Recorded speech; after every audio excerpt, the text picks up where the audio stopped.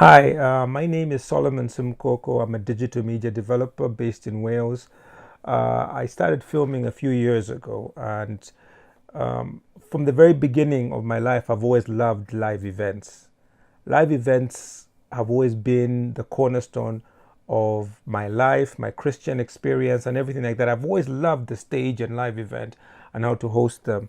And in most recent years, starting with a few years ago, I've moved more into live production of music.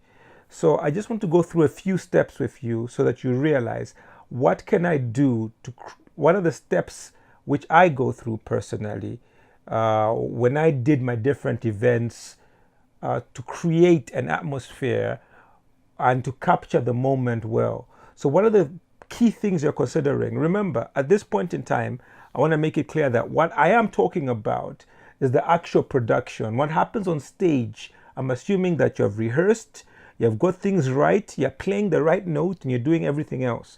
So, I'm trying to say, how can I capture this well after you've done things right? Remember, trash in, trash out. If you put a bad performance on stage, you will get a bad video. If you put a bad recording in, you will get a bad recording out. So get your stuff right first before we start. Now, the first stage I go through when I start looking at a live event is I look at the venue. Unfortunately, most people, when they get to somebody like me to do their visuals, whether it's photography or videography, by the time they get to me, they have already decided on their venue.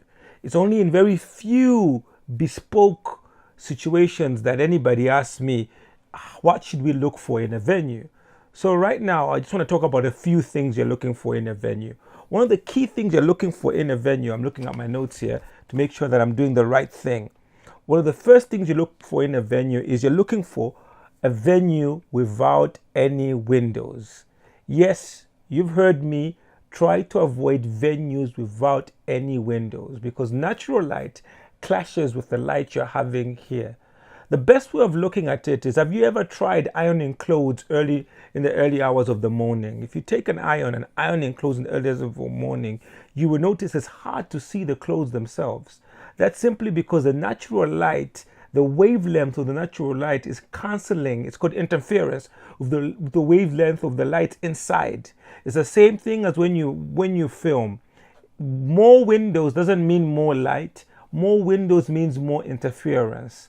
So try to avoid a venue with a poor, absolutely poor lighting, and also poor, no windows. Sorry about that.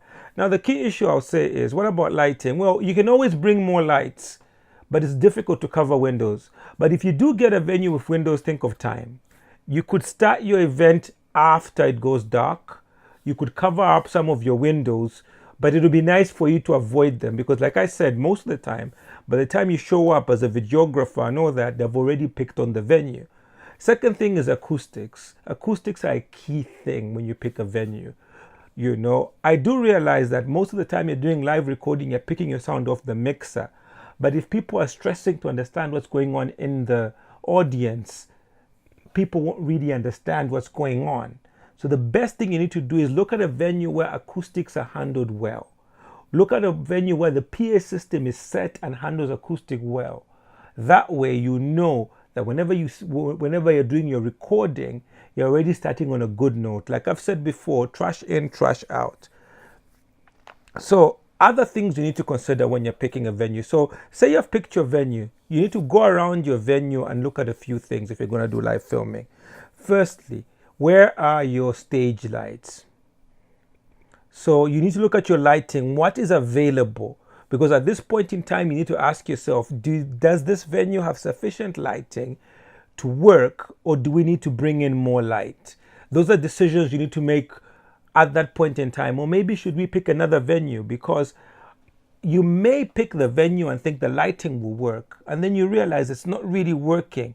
But sometimes if you get a full package with a lighting which works, you don't really need to bring in extra lighting and it saves on costs. So look at all these type of things you're looking at. Another thing we look at is PowerPoints. This is a key issue. I try when I'm filming live events to run as many of the cameras as I can on actually power leads because I know that I don't have to sit down running around with all these batteries, charging them and all that.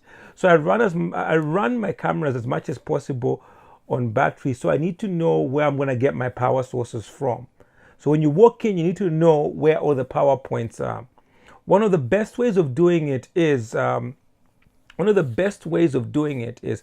we were doing the Todd Delaney shoot in London. One of the best things we did was we had a CAD drawing with all the key considerations. Uh, CAD drawings are available for most buildings, but they may not have them. So even a simple sketch will suffice, telling you where all the locations are and how you intend to put the plan up. Depending on how big your production is, say for example, like when Benjamin Dube did his, where he put his piano up on the big stage, you understand they would have a technical spec of that stage. Start by looking at what they want to build, so you know where you will place your equipment. Always know things like that well in advance. So another key consideration you need to consider is your height of the stage. The height of the stage creates stage height is very important, because one thing stage height does is it makes the audience sink and makes the stage more visible. And it creates a better experience for the people watching, because they're not trying to look over somebody's head, because it's high above the head of the person standing next to them. But what it also does for you, it gives you a place to place a camera person right underneath there for him to pick the low close-ups coming in from the well. I remember when we did that Buzz and Melody shoot a few years ago with my friend Brian, who's actually filming me now. We never had a dolly, a track and dolly, which we would have loved to had, but we had a barrier between where the audience was and the actual stage, and you could stay in the stairwell and film from there. And that really helped the experience. So look at the stage, know its height, so that you can know what your solutions are for in and around the stage. So the next thing I consider after I've looked at the venue is the layout. Now that I know the venue I'm filming in, I need to sit down and think about how do I get the cameras positioned in positions which will work for the show. And one of the key considerations you need to think about is, you know where your power points are, you know where you're going to run your cables, you need to know where you're going to put your cameras. For me, I always start with the first principal camera. So I have my first 3 principal cameras which I start with. For some strange reason, these last few years, I'm putting 2 cameras in the back, one to take the mid shot, the other one to take the wide of the stage. So the mid shot of the artist performing and the wide of the stage, both coming from the same position. It seems to work well for me. This is just my preference. You can do what. So once I set those cameras, the next cameras I have is I set my jib. So once I set those 3 cameras, then every other camera rotates around those points. Then I try to look at, because every shoot is different. So I start working out where the cameras will be based on those 3 cameras. And the next thing I try to do is then set my action cameras. One of the key action cameras I put is on the drums. If you're going to do a live event, you need to capture the drums, and the best way of capturing it is with an action camera. Right now, I'm using the Yi action camera. It's a Chinese brand, really, really good. I'm not using the GoPro, but if you prefer the GoPro, go the GoPro way. I don't want to talk about brands so much. I can tell you about the brands I use, but I don't want to spend a lot of time talking about brands, because I know I can say something about a great brand, but tomorrow that brand will move on. So by the time you watch this, I'd rather you spend a lot of time knowing the type of camera you will use for there. So the next camera you need to talk about is your jib. Always put a broadcast camera or a prosumer camera which has got a wide focal length, and do not put a DSLR, a mirrorless camera, or any camera which has shallow depth of field on your jib. That's simply because you want everything to be in focus. So try to put a broadcast camera. Sony has got some good broadcast cameras. I've also used Panasonics on the jibs. I've done both these types of cameras. Always put them on the jibs and make sure that if the camera has autofocus, try to take it off autofocus and try to use a very high f-stop to make sure that everything is in depth, because you want a camera which is moving. And make sure that you get your shutter speed aligned well with your frame rate, so you don't get rolling shutter situations when you're putting on your jib. Those things are considerations you need to think about when you're putting up your jib. The second thing you need to consider is the angle at which you need to put down your jib. Does your jib angle down properly, or is it only an overhead? So those are the things you need to consider when you're doing this: is where is your jib, how do you intend to move around with it, and how do you intend to do all these type of things. So let me just consult my notes and see where I am. So the last thing is, most recently, especially I discovered this on the third shot, is it's good to have, remember we talked about the stage, right by the stage, a cinematic camera. So even a DSLR would do. With the better the lens, the better capturing your close-ups. Remember, and I don't want to stress this any less, is remember that these cameras have a shallow depth of field, and if you have an artist who's moving around a lot, make sure that you have put a person who understands follow focus really well and pull focus. He's able to understand and predict where the person is going to be. And basically, even if when you're doing the edit, try to focus more on the shots where he's not doing a lot of things, he's not moving around a lot to cut to that camera. So think about where you're going to put this type of cameras. Now, on the back, I have tried both. On the back for my wide, I have used both a DSLR and I've also used a broadcast camera. It's all about preference. What do you want to see visible, or what type of look are you looking for? So if you want the more arty look, you go for a DSLR. If you want to see everything on stage happening on your wide, you go for your broadcast. So it's all about what you decide to do. Remember, again, shallow depth of field. If there's a lot of movement back and forth, so that means coming close to the camera and far away, remember you will get that blur.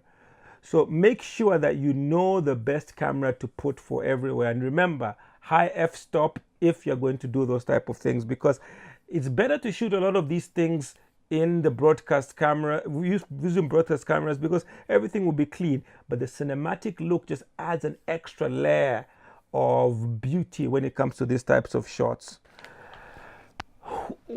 When you have sorted out where you're going to put everything, you have had a good conversation with a lot of people. By this time, you'd have spoken to your lighting guy, knowing exactly what you have done. You'd have spoken to the artist, knowing exactly what is going to perform. You need to pick your crew. Now, the first thing I would want to say is, the first rule is less is more, or leave it alone.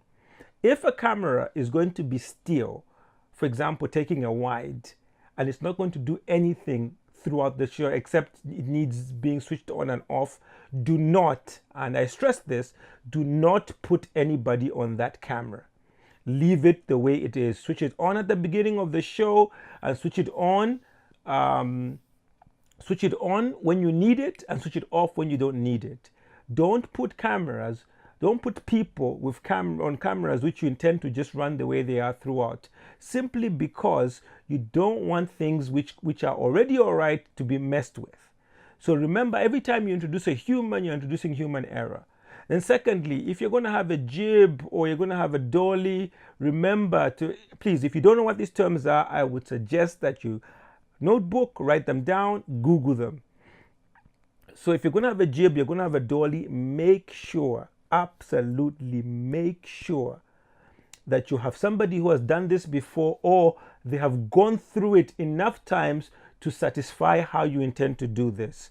And that's for your shots which are coming in right from the bottom and from the top and swinging by. So those are the type of shots you need to remember.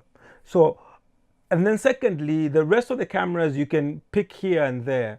Now, you need to have a person running, either supplying batteries or getting cards and copying them out. Someone who's extremely reliable, copying on a good machine. Nowadays, most people use Macs to copy this type of things because they copy really fast. But they could be, like I said, I don't like talking about brands. I use PCs and Mac. I don't have any problem with whatever computer you have. Just make sure that Just make sure that you have somebody running around who's not on any camera doing this type of job. If you can manage to spare the staff, make sure that that person is reliable. When he gets a camera from a person, he does it. All right, so now we have arrived on, I need to turn my page so that you can get where I am. We have arrived on we've arrived on the D-Day. So the key thing about arriving on the D-Day is, depending on whatever happens, is you go in, you set everything to plan. Always arrive at the earliest convenience when as soon as, okay, let me say this again. Arrive at the earliest convenience when the building is open. So as soon as the building is open, you need to be there. Set your cameras, know everything is set beforehand. Mark out places if you need to put your cameras safe if you don't trust the place. Always leave people with your cameras to make sure that nobody moves them, so that they are always where you are. At this point in time, when I'm working in different regions, I make sure that the region which I am working in is the region the camera is set into. At this point in time, make sure that you go through all your cameras, and if they're set to the European zone, let it be set to Europe.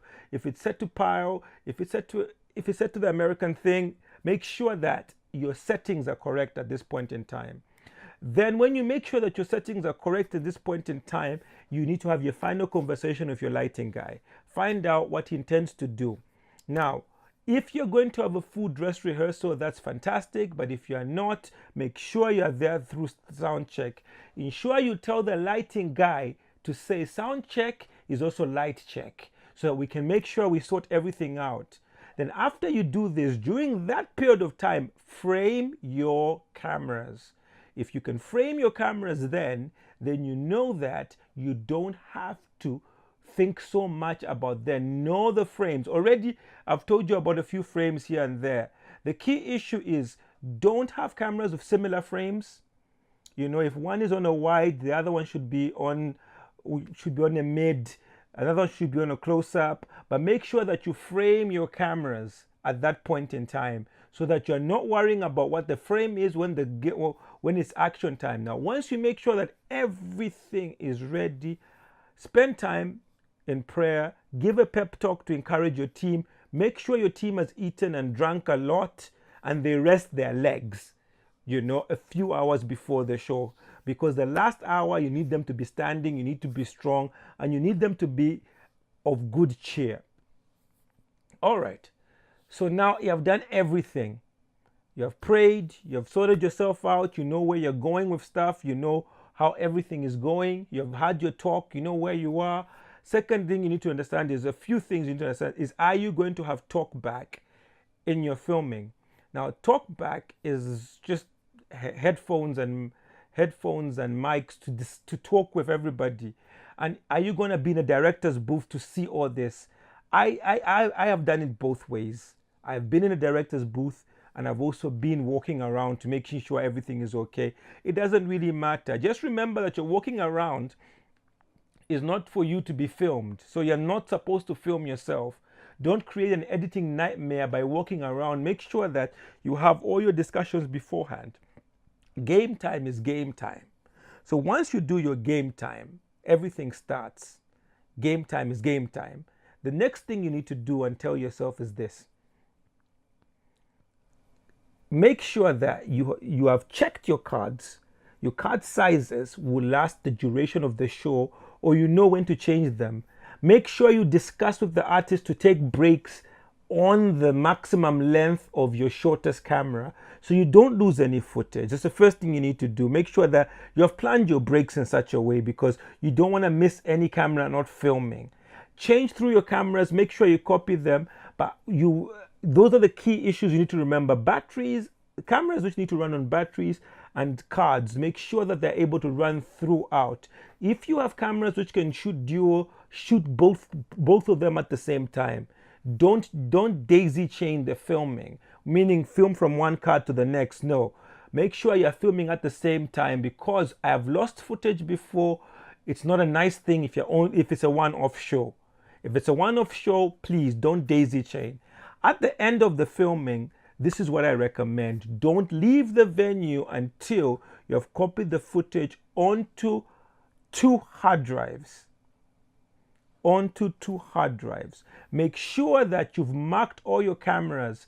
Make sure that you've marked your metadata. You know that this was a mid. Who was in control of the camera? I always mark that.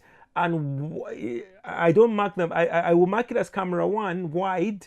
And I might even put the name of the person who was filming, because that's very, very important for me to know the name of the person who was filming at that particular time for any reason. I just want to know as much information about the shot when I'm editing. So there are many different things we can do to make sure, that all these things are done. You understand? So, and secondly, when you're filming throughout, have a notebook to point out certain things which you might pass over to the editor so he knows what is to expect, which happened in the show, and what you intend to do, because the first edit begins at filming. You decide what happens, and you might be the one editing, you might not be. So like there are shows where I've shot and edited, but sometimes I film, but I'm told, oh, we're going to hire somebody else to edit. So I may direct, or I may, so it all depends on different types of things.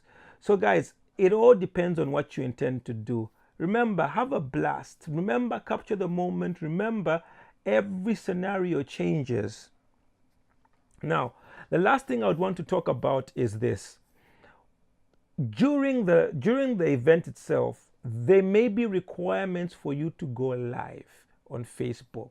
Make sure that you have tested this on Facebook or YouTube or wherever they want you to go live on their website or anything like that. Make sure that you've got a proper video mixer around. Make sure the sound, make sure there's no latency between the spoken voice and the video.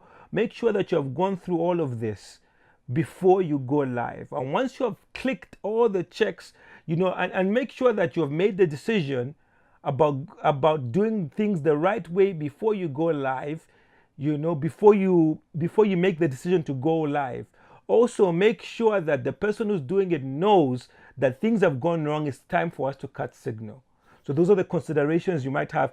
I might have another session with you on discussing different types of things you need to consider when going live. Nowadays, it's getting easier and easier. I've seen some new equipment from so many different places, from Roland, from Data Vision. There's some nice equipment coming out for doing live visual and live mixing. I might do a session just on that. But remember that it is important that you do things the right way. I want to thank you all for listening. If you have any questions, please feel free to ask. I will answer them. Or if you are in any of the neighborhoods I'm filming in and you want to come and tag along and see how we do things, please come along. Stay blessed.